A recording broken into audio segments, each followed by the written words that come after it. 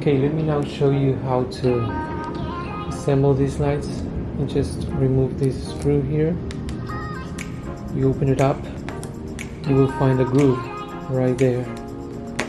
That's where you have to put the lights. It has a self-adhesive right here. You can peel that off if you want to. Then you slide it like this. And it also has a groove right there, a channel where you can slide the light. In this case, you're gonna see that the light bar doesn't fit because it has one extra LED. You can easily cut it off. Let me show you. You can simply cut it right after the last one. There.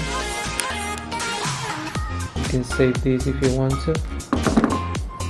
Okay, so we slide it back in like so. You can center the light bar in place, and then you just put the cover back again,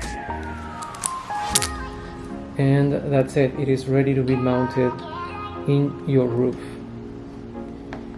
Same thing for this Mojave light bar.